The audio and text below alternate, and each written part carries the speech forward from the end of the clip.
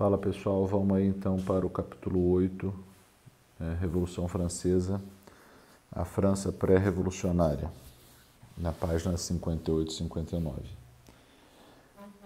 A Revolução Francesa de 1789 é tão importante que essa data de 1789 é um marco que separa a Idade Moderna da Idade Contemporânea. Então, a Revolução Francesa, a gente já sabe que é algo tão importante para a história, né, para os desenrolados acontecimentos históricos, não só da França, mas do mundo inteiro, que esse episódio acaba sendo o marco de separação de uma fase histórica para outra, ok? Então, diferente até de outras revoluções que aconteceram, como a Revolução Americana ou a independência dos Estados Unidos, né? E as revoluções inglesas, a Revolução Francesa foi além do que essas revoluções foram, né? No sentido de que a Revolução Francesa ela alterou não só a realidade da França, como foi o caso da Revolução Inglesa, como alterou o desenrolar dos processos históricos no mundo inteiro, ok? Então vamos lá. Aí no capítulo 8 a gente só vai falar sobre a França pré-revolucionária, né? Sobre como era o processo, como é que era a França antes da Revolução e como foi um pouco do processo revolucionário. E aí a gente acaba com o início da Revolução, né? Em 1789, que é a tomada da Bastilha, ok? O marco principal aí é a tomada da Bastilha, uma prisão lá na França. Então, eu já sei aí que a Revolução Francesa era muito importante, é um marco divisório de uma época histórica para outra, e eu também, não é, vocês também têm que considerarem aí que a Revolução Francesa é uma revolução burguesa, ok?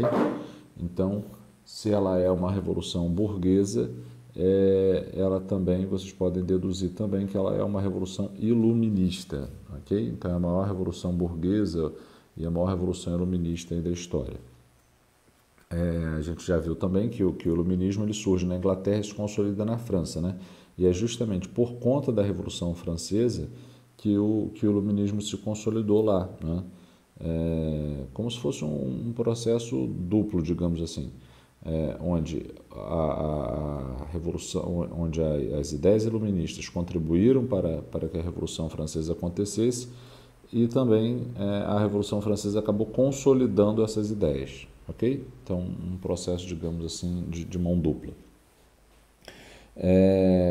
Então, vamos lá. Revolução Francesa, os antecedentes ou as causas da Revolução, né? A França, embora tivéssemos 1789, século XVIII, então, não é isso?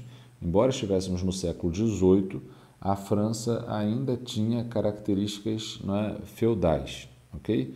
Então, em 1789 já não é mais Idade Média, cronologicamente falando, né? Idade Moderna, é o último ano da Idade Moderna, o início da Idade Contemporânea, mas ainda a França tinha estruturas feudais, ok? A gente vai ver que estruturas eram essas. Então, tinha uma economia que era essencialmente agrária, né? Tinha camponeses em regime de servidão, né? Tinha um sistema político extremamente rígido, né? Extremamente absolutista, ok? Não mais apenas aquele absolutismo de fato como era na Inglaterra, né? Mas um absolutismo até de direito, porque os reis franceses buscavam nas leis, né, a argumentação para defender o seu poder absoluto de fato, ok? Que não era só de fato, né? Era também de direito, digamos assim, onde havia uma lei para justificar, né, o poder absoluto dos reis. Então, a França era a maior população da Europa, né, com cerca de 25 milhões de habitantes, 80% dessa população, aliás, mais até um pouco, né, considera-se que até um pouco mais que 80% fosse rural, né, havia restrições mercantilistas, o rei controlando a economia, né, típica do mercantilismo, e o rei acabava estabelecendo monopólios, né, taxações elevadas sobre alguns determinados produtos, proibições, né, da comercialização de outros produtos, né, E essas restrições mercantilistas desagradavam naturalmente a burguesia, que era, né, já bastante, digamos assim, coesa, né, na França, mas ela ainda não era a grande maioria da população. A grande maioria da população, como está aí, era rural, ok? E a sociedade francesa ela era estamental. O que quer dizer uma sociedade estamental? É uma sociedade fundamentada nas desigualdades, ok? É fundamentada na sua condição de nascimento. Então, se você nasceu membro dos camponeses, você vai continuar sendo dos camponeses. Se você nasceu parte da nobreza, você vai continuar sendo da nobreza. Então, não havia uma ideia de sociedade igualitária, digamos assim, onde todos eram iguais. Pelo contrário, havia uma divisão muito semelhante à divisão da Idade Média. Aqui, né, a gente tem uma imagem de Paris no final do século XVIII. Já era uma grande cidade, bastante movimentada, como se observa nessa gravura aí. E tinha também, né, os problemas das grandes cidades europeias naquela época, poluição, né, uma grande concentração de pessoas nas cidades, embora a população fosse majoritariamente rural, né, já havia a ocupação das cidades por um operariado cada vez mais crescente, ok? Pelos trabalhadores das fábricas e assim por diante. Então, para a gente fechar essa ideia, né, que está até na página 59, porque eu também estou buscando seguir o que o livro está falando, a França pré-revolucionária, ou seja, antes de 1789, ela era politicamente um Estado absolutista, né, onde o rei governava sem limitação de poderes. Economicamente, era um país muito dependente das condições agrárias, né, com uma indústria muito simples ainda. É a Revolução Francesa, e a partir da Revolução Francesa que vai haver a Revolução Industrial na França. E socialmente havia uma sociedade organizada em estamentos, ou seja, não havia a condição de igualdade entre todos. Okay? Então, o sistema político era um absolutismo que o slide aí vai chamar de absolutismo parasitário, onde o Luís XVI e sua corte vivia no luxo, na ostentação, vivia nos banquetes, no seu Palácio de Versalhes, que era belíssimo e está lá até hoje para ser visitado, onde haviam bastante festas, banquetes, e esses nobres, né, a corte de Luís XVI e seus parentes e todos os outros nobres, eles, assim como os membros da igreja, né, o clero, eles não pagavam impostos e ainda recebiam pensões do governo, ok? Então, quem pagava impostos? O chamado terceiro estado. Quem era o terceiro estado? Todos aqueles que não eram do clero e da nobreza. Então, a gente divide a sociedade francesa em 3 estamentos. A gente vai falar, né, disso já já.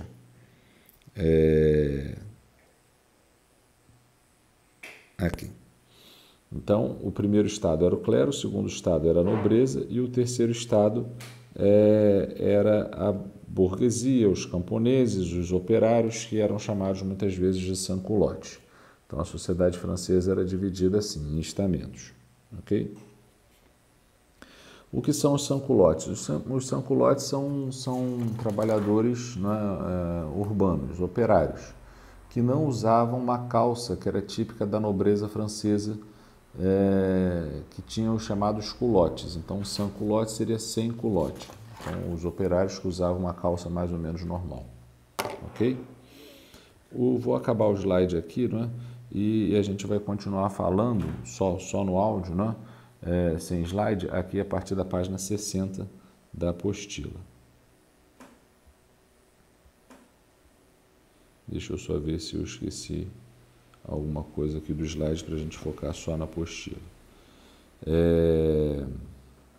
Agora a gente vai falar das causas gerais da Revolução, né? que já fala aqui do slide em diante e também da página 60 em diante. Então, a França vivia uma crise econômica, não é, muito grande, porque o país era ainda essencialmente agrário.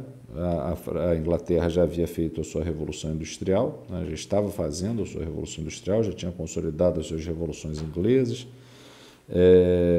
A França, além dos seus gastos excessivos para manter a corte de Luís XVI, o clero, né, e toda a nobreza no luxo, a França já também tinha um problema econômico porque havia perdido várias batalhas com a Inglaterra, como a Guerra dos Sete Anos, disputando territórios na América, na Europa também. Então, essa crise econômica também é um dos fatores aí, né, que vão contribuir muito para a Revolução Francesa, além da própria, como é que eu posso dizer, contradição generalizada da França, que tinha ainda uma sociedade organizada como se estivesse na Idade Média, embora já não tivesse mais na Idade Média, porque estamos falando do século XVIII. Né? A difusão dos ideais iluministas, né? As ideias iluministas surgem na Inglaterra, como a gente já disse, e se consolida na França. Essas ideias iluministas vão se difundir, sobretudo a partir da Revolução Gloriosa, né? Quando ela se consolida e aí definitivamente acaba o absolutismo na Inglaterra. Consequentemente, as ideias iluministas vão se consolidar, né? vão percorrer a Europa, vão se espalhar com mais facilidade. Então, essa crise econômica generalizada, somada à difusão das ideias iluministas, somada a essa sociedade que ainda se organizava de forma arcaica, né, somada com outros problemas que a gente vai ver aqui na página 60, são as responsáveis pela Revolução Francesa. Ok? Então, a gente pode considerar, além desses fatores que estão aí no slide, os abusos do absolutismo de Luís XVI, né, que gastava excessivamente para manter a sua corte no luxo, a crise econômica, né, que a França passava até por conta desses gastos, né, elevados do governo, também por conta da crise da produção agrícola francesa, né. A França era um país que era essencialmente agrícola e justamente nos anos que antecederam a Revolução Francesa houve uma série de crises na produção, que acabou agravando ainda mais a condição de vida do camponês, principalmente do camponês, mas de todos os pobres em geral, todos os membros do terceiro estado em geral. Né? Lembrando que o terceiro estado é todo mundo que não é do clero nem da nobreza, então é a burguesia, o operariado, são os camponeses. Né?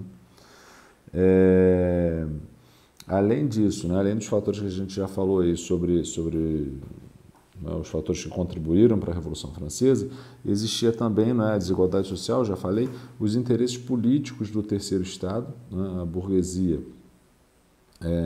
o operariado, os camponeses, eles queriam participar das questões políticas francesas e isso não era possível na época do absolutismo de Luís XVI. Né? Mesmo a burguesia, mesmo aqueles comerciantes mais ricos, eles não tinham direito a participar politicamente da França. E por isso que eles querem fazer a revolução. Além de uma crise política, né? De uma crise política pela constante substituição de ministros das finanças, né? Ou de ministros da fazenda, né? Ou seja, o cara que cuida da economia do país. E como a economia francesa, antes da Revolução, nos anos imediatamente anteriores à Revolução, estava bastante grave, houve uma crise política também por conta dessa constante substituição de ministros das finanças que propunham, né, alternativas para resolver o problema da França. Então, todos esses fatores eles contribuíram muito para que a Revolução acontecesse. Em 1787, né, ou seja, 2 anos antes da Revolução, Luís XVI, vendo que, digamos, a chapa estava quente, né, vendo que a situação do governo dele, da França, né, estava bastante difícil, que a crise econômica era grave, que a instabilidade política era grave e que as ondas revolucionárias, né, meio que batiam a porta, ele acaba convocando, né, uma reunião que é chamada de Assembleia dos Notáveis. Então, essa Assembleia dos Notáveis era uma reunião composta por pessoas do clero e da nobreza. Ele convoca essas pessoas em 1787 para tentar discutir, para tentar debater uma solução para a economia francesa, né, para impedir que a França entrasse num processo de convulsão política, né. E aí a ideia inicial proposta pelo ministro da Fazenda, né, o ministro da Economia, o ministro das Finanças, era de que o clero e a nobreza pagassem impostos junto com o terceiro estado, junto com a burguesia, com os camponeses, etc., né? E aí, naturalmente, o clero e a nobreza não vão aceitar pagar mais impostos, né? Então, eles vão fazer uma revolta, né? Uma revolta aristocrática. Então, essa assembleia vai acabar gerando uma revolta, onde esses nobres e esses membros da igreja se recusam a pagar impostos, né? E aí isso acaba fazendo com que o rei demita um ministro das Finanças, contrate outro, e assim sucessivamente, piorando cada vez mais a possibilidade de haver uma solução pacífica, né? Então, em 1787, o rei convoca a Assembleia dos Notáveis, que acabou sendo inconclusiva, visto que o clero e a nobreza não aceitou pagar impostos nem abrir mão de suas pensões. Ok? Aí, em 1788, né, o rei Luís XVI vai convocar os Estados Gerais. Os Estados Gerais só vão ficar prontos em 1789, né? Só vão se organizar em 1789. Mas eles foram convocados em 1788, né? Um ano antes, então, aí da Revolução. O que eram os Estados Gerais? Os Estados Gerais eram uma espécie de assembleia, tipo uma espécie de parlamento, né? Como se fosse um parlamento, aquele parlamento que tinha lá na Inglaterra, né? Só que não era exatamente um parlamento, porque eram pessoas que eram nomeadas, né, eleitas ou nomeadas para representar os diversos grupos da sociedade, né? Então, não era uma eleição livre que era organizada periodicamente. Era uma reunião, né, uma reunião convocada pelo rei, eventualmente, muito eventualmente, para se discutir, para se debater assuntos muito polêmicos, né, em que a sociedade tinha uma certa dificuldade para resolver. Só para vocês terem ideia, o último Estado Geral, né, convocado havia sido em 1614, né? Então, no iníciozinho do século XVII, a gente já está no final do século XVIII. Então, fazia quase 200 anos que os últimos Estados Gerais haviam sido convocados. O rei Luís XVI vai convocar um novo Estado Geral, vai ter eleição, né, para a escolha desses, entre aspas, deputados que vão se assentar na Assembleia dos Estados Gerais, para debater qual vai ser a solução encontrada aí pelo país. Como o terceiro estado era a maioria da população, né, estima-se que 95% da população, eles vão ganhar o direito de eleger mais deputados. Então, como está na página 61 da apostila, o primeiro estado vai conseguir eleger 291 representantes, o segundo estado, né, o primeiro estado é o clero, o segundo estado, que é a nobreza, vai eleger 270 deputados, e o terceiro estado, né, que é a burguesia, o operariado, os camponeses, vão conseguir eleger 578 deputados. Então, você pode pensar, mas dessa forma o terceiro estado tem uma ampla vantagem e ele vai conseguir, então, nesses estados gerais, representar o seu interesse. Não é por aí, porque embora o terceiro estado tenha conseguido autorização para eleger mais representantes e tenha conseguido efetivamente eleger mais representantes, o voto era por estado. Então, tudo que o clero decidisse, né, o que todos os membros do clero decidissem, valeria um voto. Tudo que os membros da nobreza decidissem, valeria também um voto, e tudo que os membros do terceiro estado decidissem, valeria também um voto. Então, como o clero e a nobreza tinham interesses em comum, eles acabavam se juntando, né, contra o terceiro estado, né? E aí, embora o terceiro estado tivesse mais deputados, eles não conseguiam fazer frente aos interesses do clero e da nobreza, já que cada estado só tinha direito a um voto. O que o terceiro estado, então, vai exigir nesses estados gerais? Vai exigir um novo sistema de votação, onde o voto fosse por pessoa e não por estado. O Luís XVI vai dizer, olha, vocês até podem fazer isso, desde que isso seja discutido, debatido, né, pelos Estados Gerais com base no tradicional sistema de votação.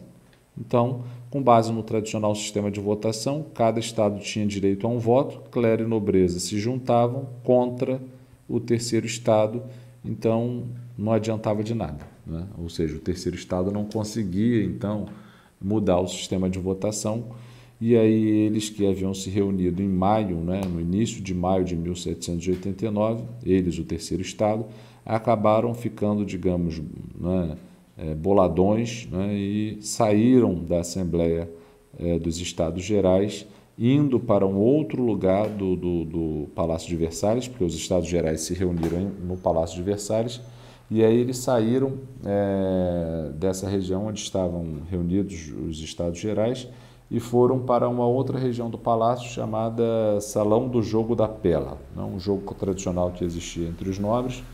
E aí lá nesse Salão do Jogo da Pela, o terceiro estado vai se reunir em separado, né, até alguns poucos membros do clero e da nobreza que eram simpáticos ao terceiro estado vão se reunir com eles nesse Salão do Jogo da Pela.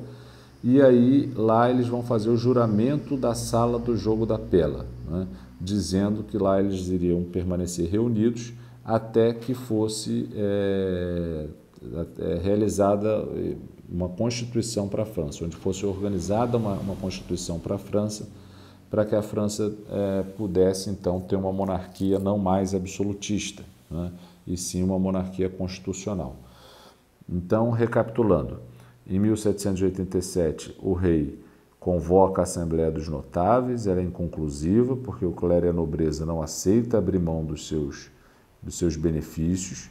Em 1788, o rei convoca os Estados Gerais, que não haviam sido reunidos desde 1614, e vai ser feita a eleição para a formação desses Estados Gerais. O terceiro estado consegue direito de eleger mais representantes, mas isso não muda muita coisa, não muda nada praticamente, porque o voto era por estado e não por pessoa. O terceiro estado exige que o sistema de votação fosse alterado, fosse por pessoa. O rei até autoriza, mas dizendo, olha, isso aí tem que ser mudado seguindo o sistema de votação tradicional. E aí dava no mesmo, porque o clero e a nobreza se juntavam contra o terceiro estado, contra a burguesia, contra o povo, os operários, os camponeses. E aí, revoltados, o terceiro estado sai da Assembleia dos Estados Gerais e vai para o Salão do Jogo da Pela, onde se reúne, né, e se declara organizado em Assembleia Nacional e depois em Assembleia Nacional Constituinte.